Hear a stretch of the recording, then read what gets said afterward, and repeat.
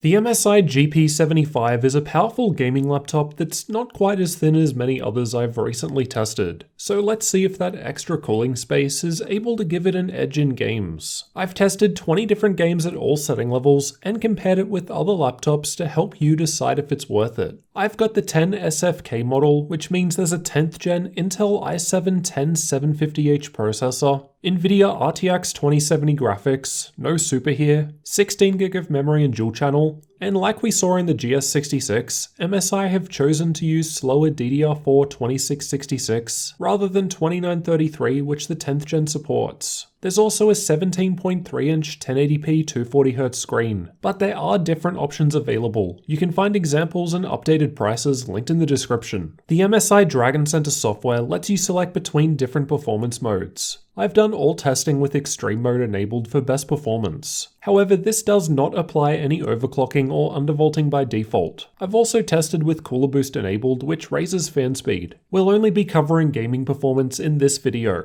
so if you're new to the channel, get subscribed for the upcoming full review, which will include thermals and more. Let's start out by going through all games at all setting levels, then afterwards we'll see how MSI's new 10th gen GP75 compares with some other laptops. Red Dead Redemption 2 was tested using the game's built-in benchmark tool, and this test is tough on pretty much any laptop regardless of specs with max settings, though 70 FPS for high settings is pretty decent. Battlefield 5 was tested in campaign mode. I didn't bother testing RTX like I usually do, as it honestly doesn't seem worthwhile in this title, but let me know if you still want to see it. The performance at ultra settings was one of the best I've seen out of all laptops tested, but we'll compare with some other laptops soon. Control was tested with and without RTX enabled, as it's much more useful in this title. I've got the results with RTX off in purple, RTX on in the green bars, which is much worse, then RTX on with DLSS enabled as shown by the red bars. At max settings, the DLSS result is pretty similar to RTX off while also gaining some of the benefits of ray tracing. Shadow of the Tomb Raider was tested with the built-in benchmark, and the results were pretty good at higher settings, but again you'll see the differences when we compare with other laptops shortly.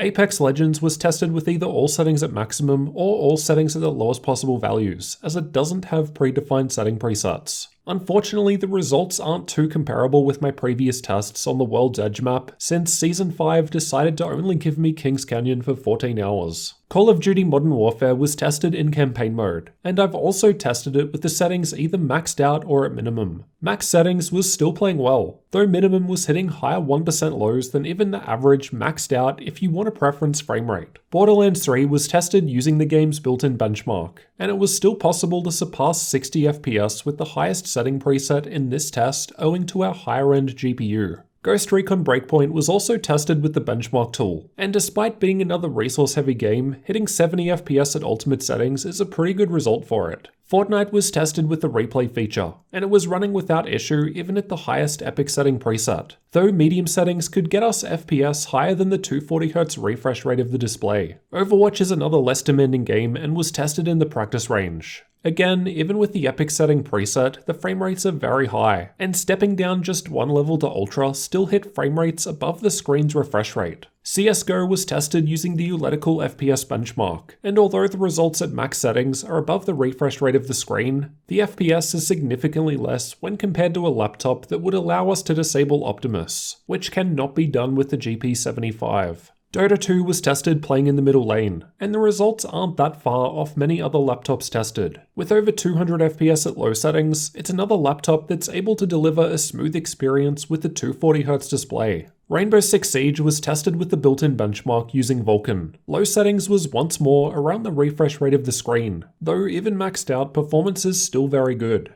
Metro Exodus was tested using the built-in benchmark. Most parts of the game perform a fair bit better than this, so don't take these results as a good indication of what to expect throughout the entire game. It's more of a worst case. The Division 2 was also tested with the built-in benchmark, and aside from crashing more than ever after the latest update, which made testing take about 3 times longer than normal, the results are in line with similar spec machines tested. Monster Hunter World has been added into the mix after a viewer was kind enough to send me a key for it. which worked out well as I had to skip Doom Eternal as my frame measuring software causes it to crash after the recent update. Anyway, this is my first experience with this game, and even at highest settings, it seemed to work pretty well on the 2070. Assassin's Creed Odyssey was tested with the built-in benchmark, and the performance was decent, at least better 1% lows when compared to the Alienware M15R2 I recently covered, likely due to the CPU performance difference. Far Cry New Dawn was also tested with the game's benchmark, and as a CPU-sensitive test, there was a similar result here where there was a notable improvement over the M15R2, which was Throttle City. The Witcher 3 was playing without problems at max settings.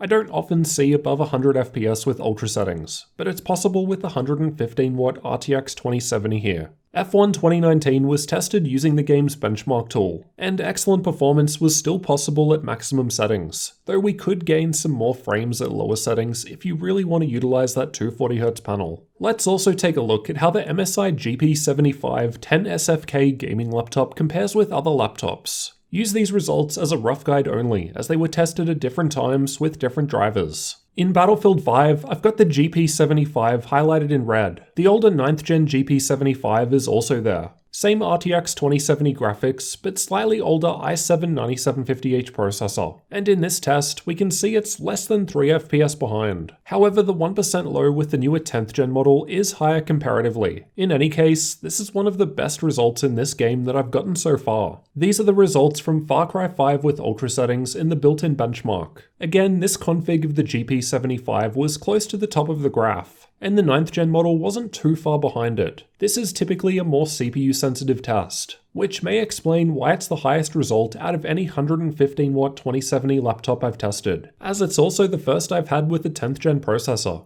These are the results from Shadow of the Tomb Raider with the built-in benchmark at highest settings. This more GPU demanding test, again, only resulted in the 10th gen 10SFK model we're looking at here come out 3 FPS ahead of the 9th gen model. It's also no longer the best 115W 2070 result though. The Asus Zephyrus GX502 is slightly higher, probably due to the FPS boost it receives by allowing you to disable Optimus. Overall, the gaming performance with the GP75 10SFK was excellent, as expected due to the RTX 2070 graphics. Even at max settings, most games were playable no problem. I'm still waiting to get a laptop with the newer Super version to see how that compares. We could probably gain a couple of extra FPS by upgrading to DDR4 2933 memory too, but based on the last time I tested this, it wouldn't offer that big of a difference. Something I noticed straight away after testing out the Alienware M15R2 was that games at lower settings were performing much better here. The CPU performance seems more consistent, though the 10th gen i7 is also able to clock higher,